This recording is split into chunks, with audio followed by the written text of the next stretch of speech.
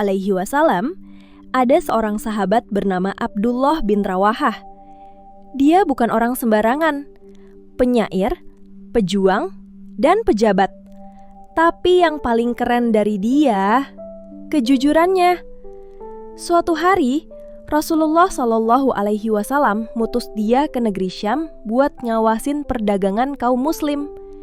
Waktu itu, para pedagangan muslim coba nyogok dia. Ambillah hadiah ini, biar urusan kami dimudahkan. Abdullah bin Rawahah cuma senyum tipis dan bilang, hadiah kalian adalah racun. Aku datang membawa keadilan, bukan untuk dijual. Wah, mereka kaget dong. Karena di zaman itu pun godaan uang tuh udah ada. Tapi Abdullah bin Rawahah paham, orang yang udah sholat beneran gak akan jual integritasnya dengan harga dunia. Dia ngerti bahwa sholat bukan cuma ruku dan sujud, tapi perisai dari hal-hal kotor kayak gitu. Dan perisai itu cuma berfungsi kalau kita pakai bener-bener. Sekarang pindah ke zaman kita. Kita juga sholat, bahkan kadang lebih rajin. Di masjid ber-AC, mukena wangi, sajadah tebal. Tapi kok korupsi tetap langgeng ya? Mungkin karena kita cuma menjalankan sholat, belum dijalankan oleh sholat. Kita ruku, tapi masih menunduk pada uang. Kita sujud, tapi masih menyembah gengsi dan jabatan. Kita salam kanan kiri, tapi lupa minta maaf ke yang haknya kita ambil. Kata Allah dalam surah Al-Ankabut ayat 45, sesungguhnya sholat itu mencegah dari perbuatan keji dan mungkar. Tapi perhatikan, ayatnya gak bilang yang sholat, tapi sholat itu yang mencegah. Artinya, kalau sholatnya benar, dia bakal otomatis jadi alarm moral. Kalau gak mencegah, berarti sinyalnya gak nyala, alias sholatnya cuma gerakan fisik. Kadang kita lupa, sholat bukan sekedar laporan 5 kali sehari ke Tuhan. Itu training kesadaran. Biar tiap kali kita ruku, ego kita ikut patah.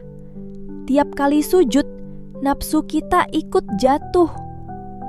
Tapi sayangnya, banyak orang sekarang sholat kayak nge-swipe absen. Masuk, keluar, dan abis salam, langsung buka laptop dan ngatur anggaran kayak main Candy Crush. Cuma bedanya, yang pecah bukan permata, tapi moral. Lucunya lagi, kalau udah ketahuan korupsi bilang, semua manusia pasti berbuat salah. Iya sih, tapi masa salahnya sampai punya cabang di beberapa provinsi? Padahal kalau sholatnya bener, gak perlu CCTV buat jaga integritas. Hatinya udah punya kamera moral sendiri. Dan itu yang dulu dimiliki sahabat-sahabat Rasulullah. Takut bukan karena ditonton manusia, tapi karena sadar Allah selalu lihat. Jadi sebelum kita tanya, kenapa sholatku gak bikin aku tenang? Mungkin kita perlu jujur tanya balik. Apakah aku udah jujur dalam setiap sujudku? Kalau sholat masih gak mencegah dari korupsi, mungkin bukan sholatnya yang salah, tapi hatinya yang belum ikut ruku. Resolusi, belajar dari Abdullah bin Rawahah, kita gak butuh jabatan tinggi buat jujur. Kita cuma butuh satu hal, rasa cukup karena punya Allah. Karena orang yang hatinya penuh Tuhan, gak butuh isi amplop buat merasa cukup.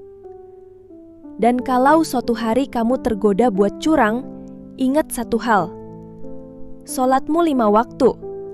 Tapi kalau hatimu masih gelap, itu artinya kamu bukan lupa sujud. Kamu cuma lupa kepada siapa kamu sujud.